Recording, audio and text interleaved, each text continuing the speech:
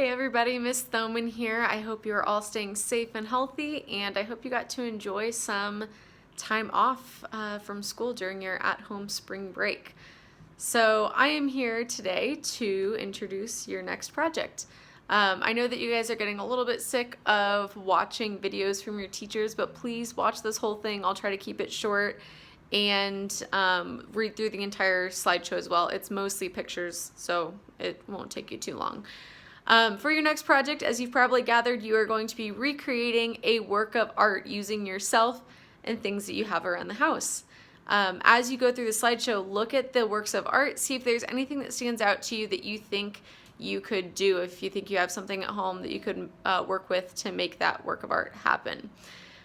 If you don't find a work of art that stands out to you in my slideshow, you can look for some other famous works of art online. Just make sure that you save the photo, the artist, the title, and the year. So you have all the information on that work of art, because you will need to submit it with your image for your final project. If you don't submit the original image or the original work of art, you will be stuck at a 1. Now, to create these works of art, or to recreate them rather, you will need to think through it, take your time, and be creative. So please start it soon and then work on it little by little over the next 2 weeks until you are ready to take your final picture. I don't want you guys to do this all in one setting, because it'll be rushed and you won't do as well. You will also probably need someone to help you. So think of who in your family could help you out with taking the photo. For me, you can kind of see my little setup back here. I chose an image with a big swirling background, and I didn't have any sort of wall hanging or background in my apartment that looks like that. So I set up this little thing on the ground using shirts, scarves, towels, rugs, ribbon, random things that I found around the apartment, and created that background. Then I laid down, and my husband took a photo from above. So think of who can help you. If they're tall, if you're taking a photo from above, make sure you pick someone tall or have them stand on a chair or a step stool so that you can get a good angle. If you are not taking a photo from above, it'll probably be a lot easier for you.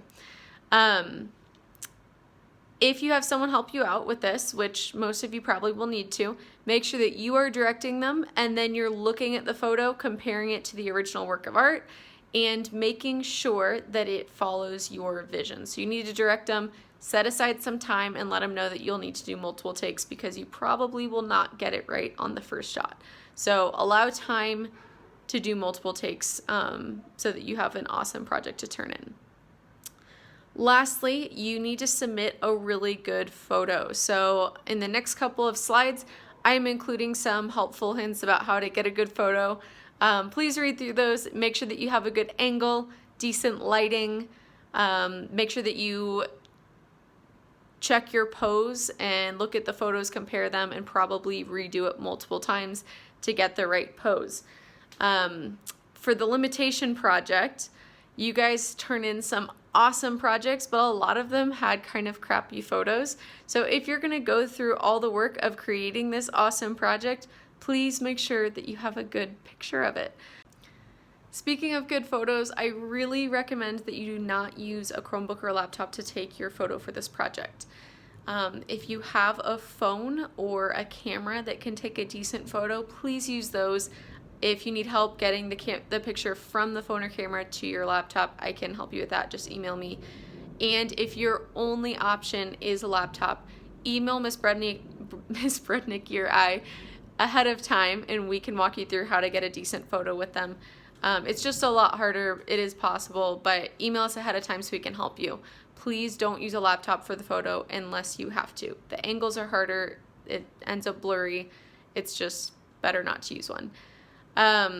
Lastly, I want to show you guys my setup here, just so you have an idea of what you can use for your pictures. So if you look at my picture on the previous slide, it's like this guy in a yellow suit with a big swirling background, and I wanted to show you sort of how I set that up. So I found I used this rug here as my base because it has a lot of the same colors.